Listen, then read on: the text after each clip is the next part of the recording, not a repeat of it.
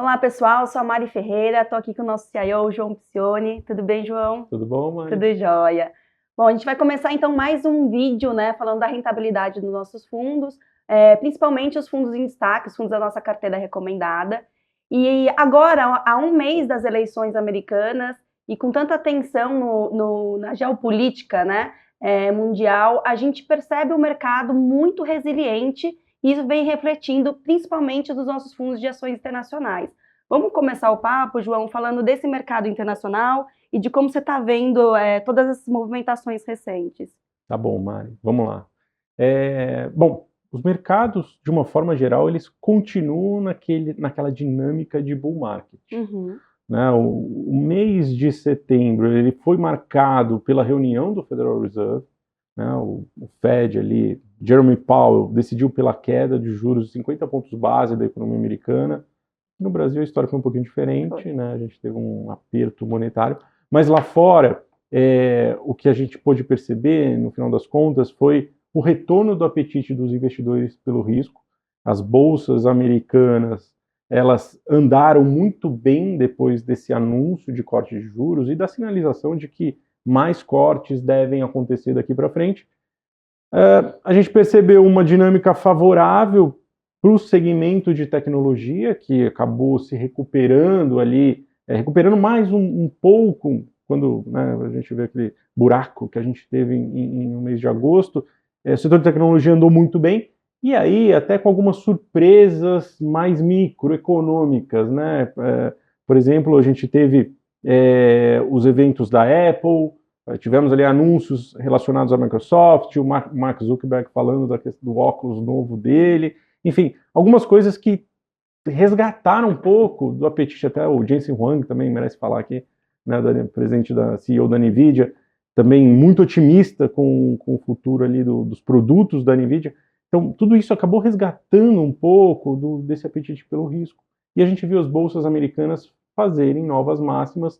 O Nasdaq ainda está devendo um pouquinho ainda da sua máxima histórica, mas o S&P bateu o recorde, né, e caminha muito bem para aqueles 6 mil pontos para o final do ano que a gente tinha estimado lá atrás, né? Inclusive, a gente revisou as nossas premissas ali do começo do ano, e entre elas a gente tinha na cabeça que os 6 mil pontos do S&P poderia ser atingido.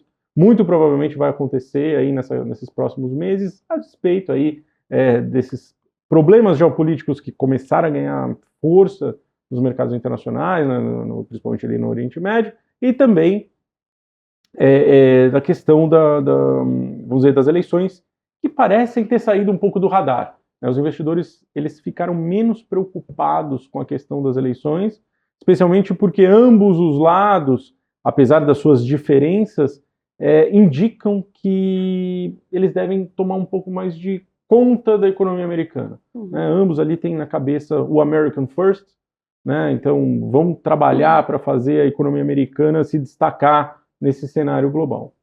Nesse finzinho também de setembro, que eu acho que vale a gente chamar a atenção, e até porque tem um pouco a ver com né, trago de volta aqui para o mercado brasileiro, a gente pôde perceber uma corrida para as ações chinesas. Um verdadeiro short squeeze na China, né, as ações chinesas dispararam, né, nas últimas 2 semanas de setembro, fazendo com que até as bolsas chinesas passassem a ser as líderes do ranking de rentabilidade de retornos nesse ano, né? Muito por conta ali de um short squeeze, né? Não eram poucos os fundos lá de fora, os grandes hedge funds que estavam vendidos em China, principalmente os asiáticos, bastante vendidos em China. A gente viu esses papéis chineses andarem, e de certa forma, isso tem um lado mais positivo que mostra que os mercados eles estão sim com um apetite a risco, né? Os investidores ali se desfazendo dessas posições vendidas, voltando a comprar ativos de uma forma geral. E aí a gente retorna um pouco para o Brasil, para as ações brasileiras. Esse não foi um mês fácil, setembro foi difícil.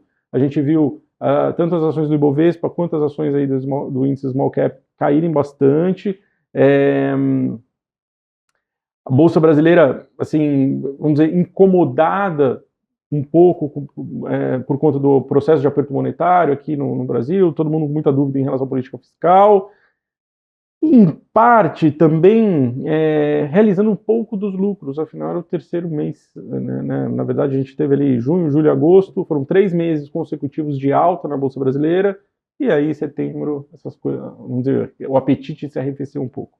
Mas me parece que olhando para frente, para o Brasil, as coisas meio que estão se ajustando, né? A gente continua a ver um hall de empresas muito bem delineado, andando ainda muito bem, alguns players ali surpreendendo, né? Eu posso citar aqui um exemplo, falo de Brasil, depois eu volto para os Estados Unidos, mas enfim, alguns players que inclusive a gente tem nas nossas carteiras, no nosso fundo de ações local, né? Por exemplo, Porto Seguro, um baita desempenho, as próprias ações da Embraer surpreendendo, enfim, cases que têm se destacado até como alternativas interessantes dentro da Bolsa Brasileira. Mas enfim, acho que a gente teve essa dinâmica chinesa e aí isso deve aí se esparramar para as ações brasileiras daqui para frente.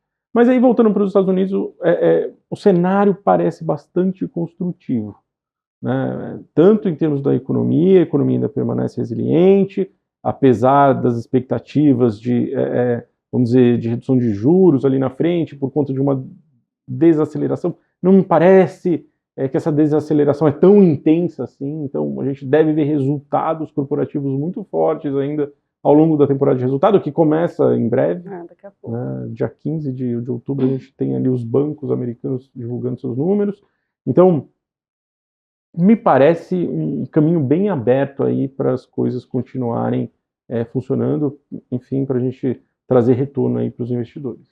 E aí, falando especificamente de tecnologia, João, você vem trazendo muito fortemente, né, a questão da gente tá recuperando um pouco desse mercado, né, depois de 2 anos ali de adequação, né, após crise das emerging techs, e aí a gente entende que existe agora a criação, né, de uma nova era olhando para este mercado. Então, eu acho ótimo quando a gente começa a debater, né, sobre esse momento que a gente está vivendo, e de quanto isso vai se acendendo, né, quando a gente olha para as ações de tecnologia.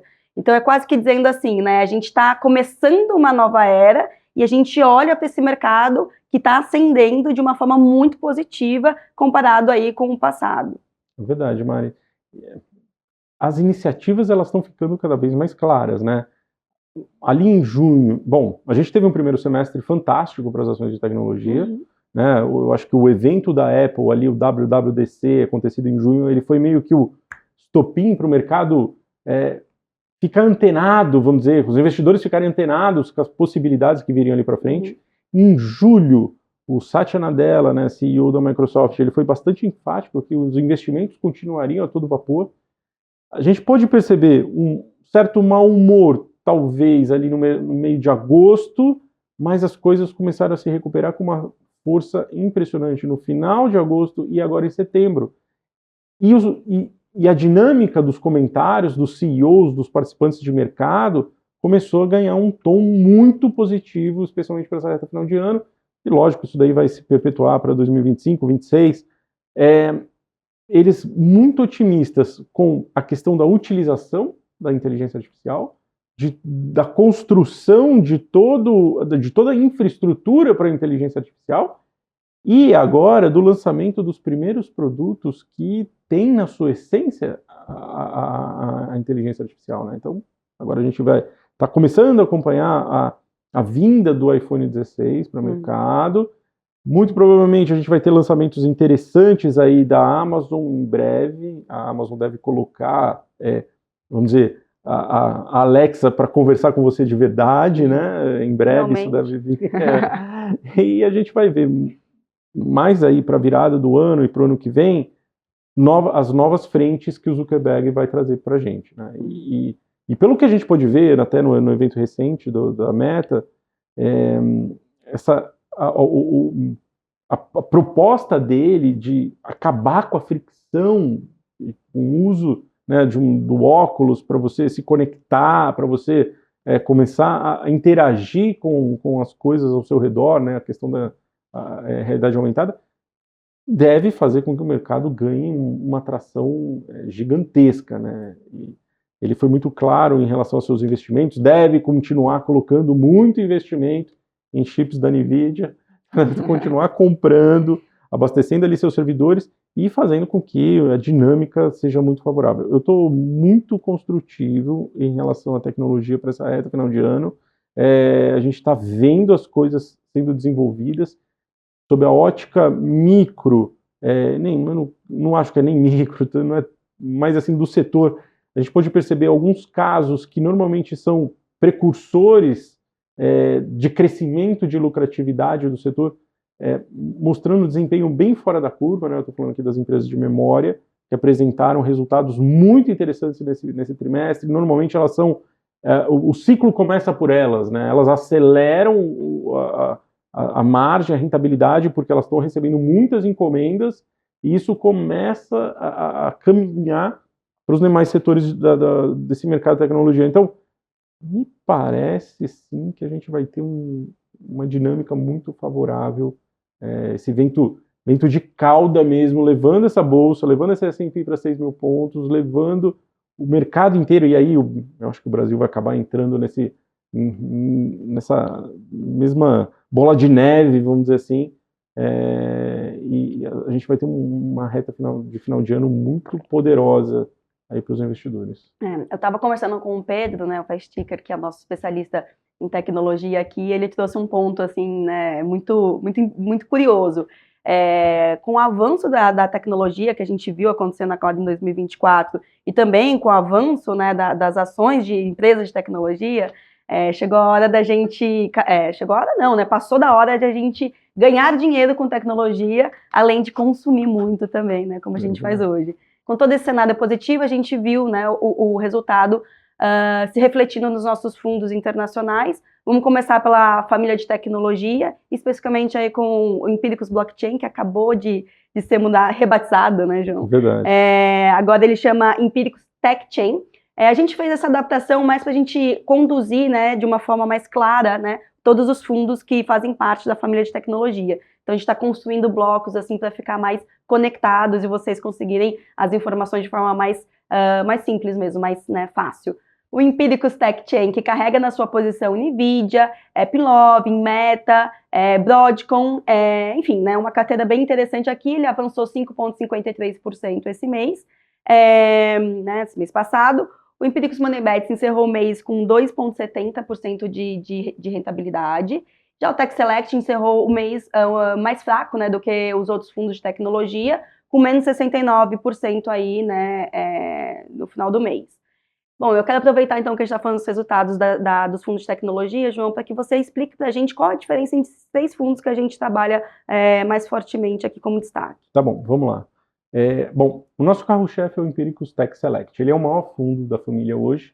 É um fundo que tem ali na sua arquitetura vamos dizer, uma presença grande das Big Techs, né? A gente procura... a gente tem hoje quase todas elas. A gente procura encontrar aquelas que a gente acredita que tem um potencial diferente da média, né? Então, nessas aí a gente coloca um sobrepeso, né, das ações. A gente tem outros segmentos, como, por exemplo, o segmento Cybersecurity, o segmento de mobilidade, semicondutor, software, healthcare.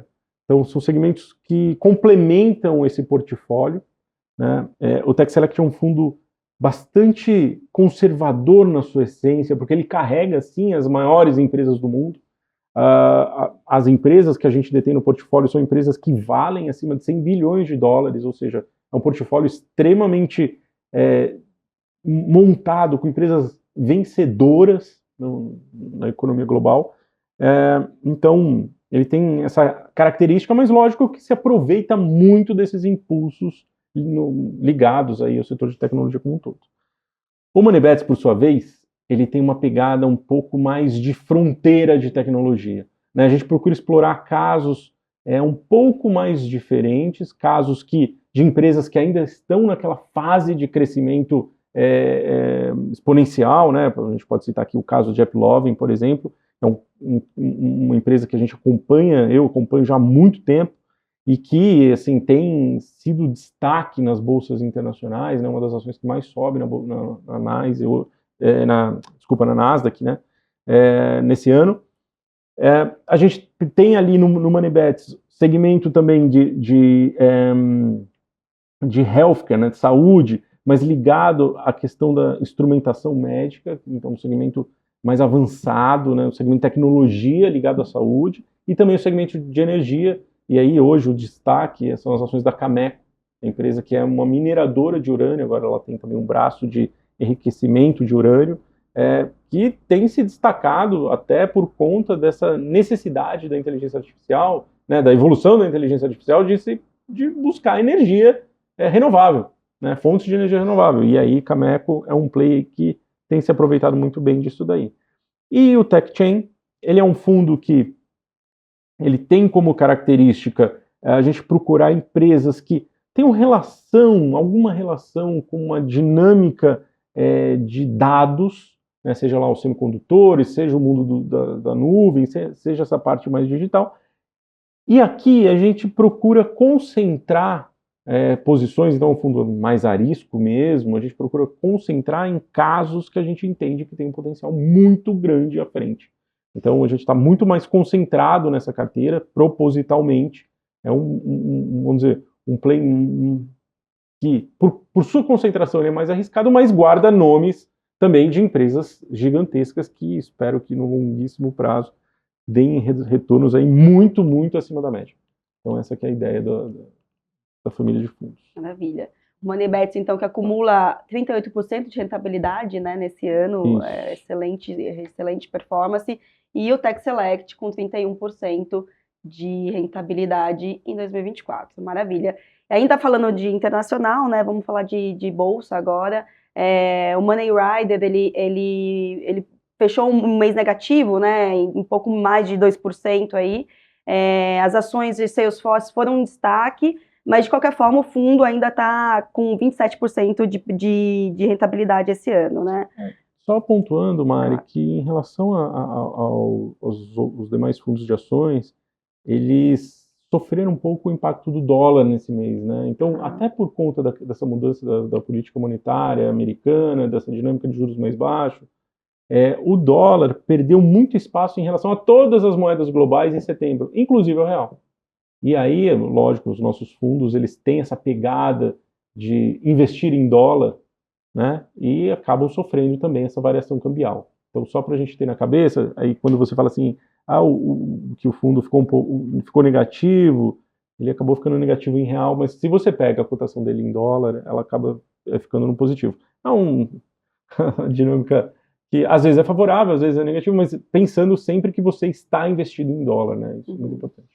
Bom, e já o WB90, depois de 10 meses consecutivos aí, né, fechando no positivo, esse mês o fundo fechou em 3,19% de queda, muito impulsionado pelo setor de energia, né, ali das empresas japonesas, né. Em relação ao WB90, Mari, o que eu acho bom, a gente viu o setor de energia perder força nesse mês de setembro, muito ligado às dúvidas em relação à economia americana, se a economia americana ia para frente ou não, e isso daí, de certa forma, tirou um pouco do apetite, né, pelos investidores pelo setor de óleo, e as tradings japonesas acabaram sofrendo por conta das commodities, né, commodities em baixa, machucam um pouco essas empresas, e também porque o investidor lá fora, que estava muito investido, sobreinvestido em Japão, ainda está desmontando a posição de carry trade, que a gente começou a ver esse desmonte ali em agosto. Isso continuou impactando um pouco acabou impactando um pouco mais essas ações. Então, me parece que, assim, bem razoável essa dinâmica um pouco mais fraca do fundo nesse mês, mas olhando para frente, eu ainda continuo bastante otimista. Acho que a gente vai acabar vendo uma recomposição, especialmente de outros cases que a gente tem ali dentro, né? O setor, por exemplo, as ações da American Express, que hoje são importantes dentro da carteira, devem apresentar bons resultados e tem surpreendido, inclusive, no ano. Então é um case que também pode fazer com que esse fundo aí continue mostrando bons resultados. Eu estou muito construtivo, de verdade, com esses fundos que investem lá fora. Tá? Bom, de qualquer forma aí, né, mesmo com essa pequena queda, o fundo avança aí mais de 35% de rentabilidade, né, nesse ano de 2024. Entrando agora no universo de cripto, João, a gente tem falado bastante agora no mês de setembro sobre essa classe de ativos, né? Até porque setembro tradicionalmente não é um mês positivo para cripto, esse ano foi diferente, então depois de muitas seasons ali de cripto não performando positivamente, setembro esse mês mudou. E o que a gente vem conversando bastante também sobre isso conectando aí esse movimento com as eleições americanas, né? Então, a gente imaginava que isso ia ser impactado de alguma forma, né? Quando o Biden ainda era candidato, com a Kamala assumindo, então, né, a candidatura americana, a gente vê o mercado de cripto reagindo positivamente, né? Dado que ela tem um público jovem, a gente entende ali que pode ser um bom caminho para o universo de cripto. Quer comentar alguma coisa a respeito, João? Então, Mari, assim, bom, realmente, de fato, foi um mês positivo para as criptomoedas, principalmente para o Bitcoin, puxado em boa parte por conta da guinada, né, da mudança de direção da política monetária americana. Acho que o Jerome Powell, com a queda de 50 pontos base, gerou o gatilho, gerou a faísca necessária para os investidores correrem atrás desses ativos de risco, e aí o Bitcoin. Mas esse ponto que você está colocando sobre as eleições é importante. No final das contas, o que o investidor de criptomoeda ele estava muito preocupado era com a postura da Kamala em relação às criptos. Uhum. E a postura dela ao longo desses 2 meses aí que a gente teve da alteração da saída do Biden, a entrada dela, de certa forma, se mostrou muito mais positiva para esses ativos. Isso trouxe uma certa confiança para os investidores voltarem a comprar cripto, né? Então, quando logo ali na virada de agosto, por conta do carry trade também, o Bitcoin acabou caindo bastante, veio lá para os $54 mil, ficou ali transitando nessa faixa durante algum tempo, e agora ele já se sustenta, ele está mais firme, acima dos $60 mil, e com prognósticos muito positivos, especialmente sobre essa ótica de que, assim, poxa, você tem um apetite pelo risco no mercado internacional, ou seja, cripto vai entrar um pouco nessa linha vamos dizer, da divisão de caixinhas dos recursos dos investidores internacionais, né? Tanto ouro quanto cripto, e aí tecnologia, a gente vai ver esses recursos saindo ali da renda fixa e sendo colocados nessas outras caixas. Então, me parece que a gente tem sim um espaço muito interessante também para cripto olhando para frente, tá? Maravilha, né? E o criptomoedas, então, que fechou o mês, né, com a valorização de 3,14% e o COI Cripto com 4,28% também de valorização. Lembrando que o criptomoedas, ele inspira o nosso fundo Digital Crypto, né, recém-lançado, e o COI Cripto, ele inspira o nosso fundo Essential Crypto, né, também aí recém-lançado. Acho que são uns pontos que a gente quer destacar aqui. Falando ainda do mercado de cripto, João, a gente vê a dominância do Bitcoin ainda acontecendo, né? Então, a gente percebeu aí em setembro, né, o mês terminando com 56% de dominância referente às outras moedas, né? E aí, eu quero puxar esse ponto especificamente para a gente falar do que a gente imagina para a out-season olhando para o nosso fundo de cripto, né? Então, entendendo que quando a gente olha, né, talvez para outros fundos que tenha só Bitcoin na carteira, né, a gente tem uma discrepância aí quando a gente fala em performance, mas a gente acredita que esse movimento da out-season vai refletir muito na nossa carteira, então a probabilidade de ganho acaba sendo muito maior, né? Então... Sim. Mari, nesse primeiro momento, é natural até que o Bitcoin continue com essa dominância mais elevada. Não tem como a gente fugir.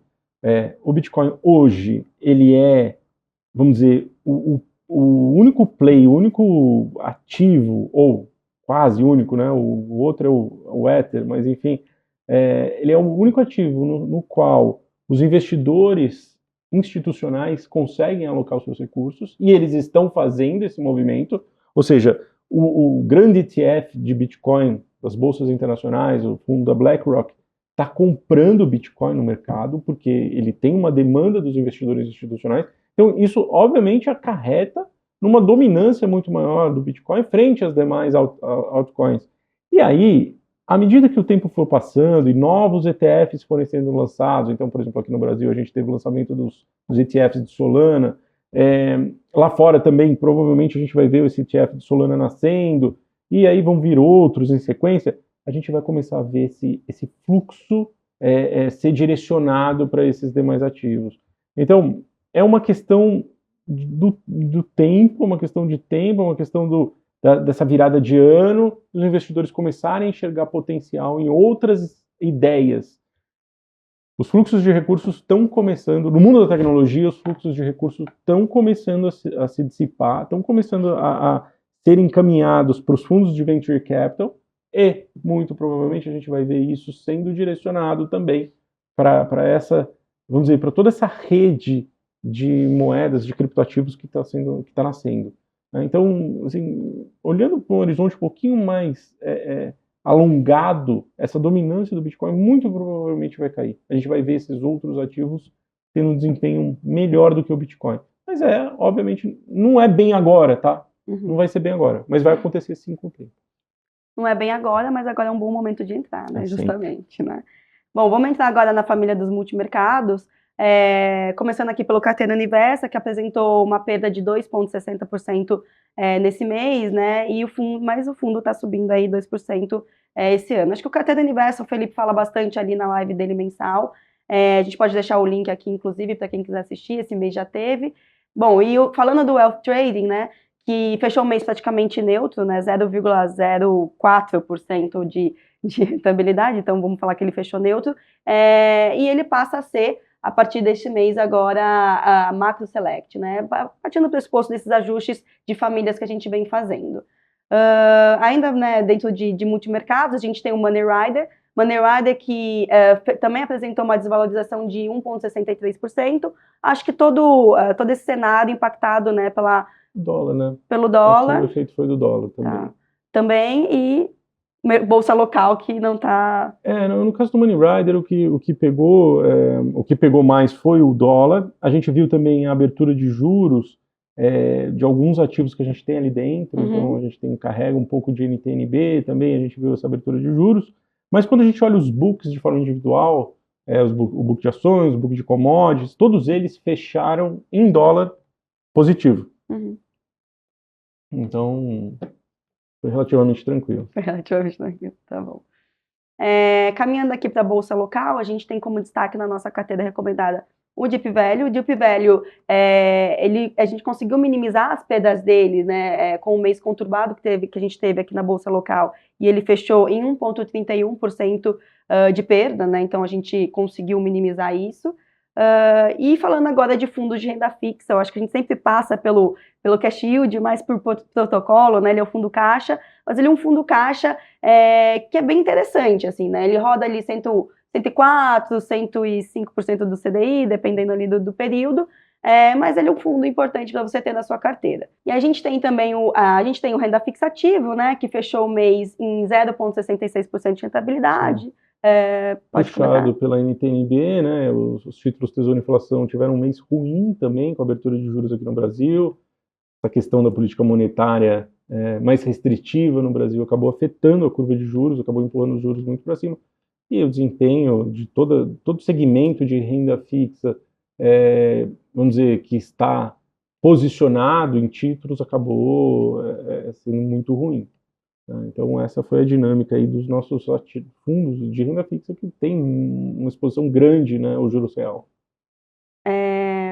João, e aí a gente tem também o Atrium, né? O Atrium a gente vem conversando bastante sobre ele. Ele nasceu ali como um fundo multimercado, mas como ele tem FDIC na carteira, a gente observa ele rodando quase como um reloginho, né? Que a gente chama o fundo reloginho. Explica um pouquinho mais sobre esse ativo na carteira, qual que é o reflexo dele e qual que é a ideia de manter esse fundo como um relógio e a importância disso. Não, o FDIC é um fundo estruturado, né? O Atrium, ele é um fundo que investe em diversas classes diferentes de FDIC, né? Diversos fundos, diversos FDICs diferentes.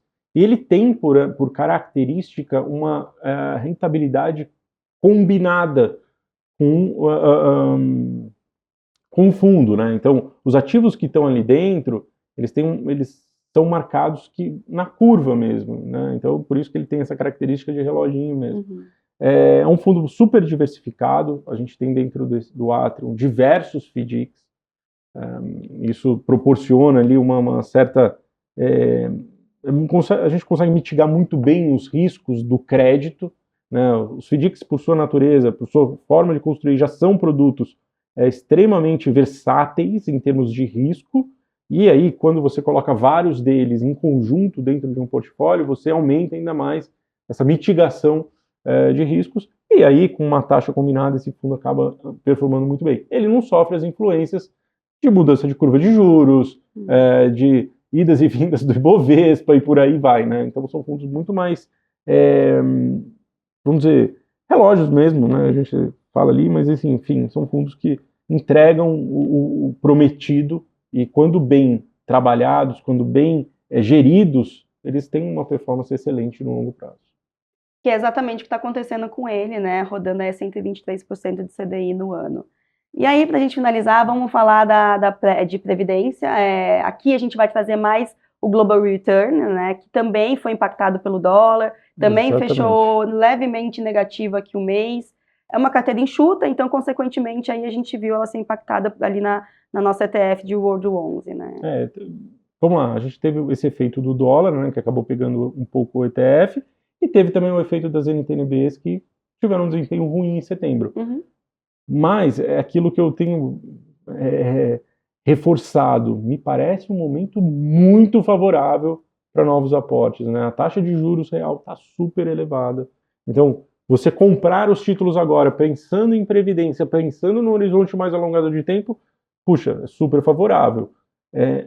O World 11, ele vai andar bem num prazo mais alongado. Essa reta final de ano é muito favorável para esse tipo de ativo, né? A gente está vendo, o World 11 tem praticamente 70% das suas ações alocados em Estados Unidos, alocados em tecnologia, ou seja, nesse fundo, se você está pensando no seu futuro, você está alocando o que é muito bom lá fora, que é um braço grande de tecnologia, um play muito bacana para se ter no portfólio, e comprando aqui o poder do juro real brasileiro, que está super elevado. É um momento muito favorável para aportes. A gente tem visto esse fundo, inclusive, captar bastante recursos, porque o pessoal entendeu que esse é um ativo de longuíssimo prazo que faz muito sentido para a Previdência, né? Então, quando até você olha para o resultado de curto prazo, para mim ele não diz muita coisa, sabe? Ele só me diz, na verdade, que o momento é propício para se investir. Uhum. Porque no final, quando a gente estiver lá na frente, esse juro real vai ter gerado muito valor para os investidores, e o World 11 eu acho que vai ser um sucesso quando a gente olha para prazos muito alongados, né? E, como sempre, reforçando aí que é uma forma de você dolarizar a sua previdência, né? Verdade, então, verdade. Você diversifica, dolariza e, enfim, tem uma certa segurança aí nesse ponto. Bom, pessoal, é isso. Se vocês tiverem alguma dúvida ou quiserem saber um pouco mais sobre algum fundo que a gente não falou por aqui, é só mandar e-mail para ri@empiricus.com.br que a gente responde vocês, tá bom? Valeu, pessoal! Valeu, João! Valeu, Mari. Até mais. Até.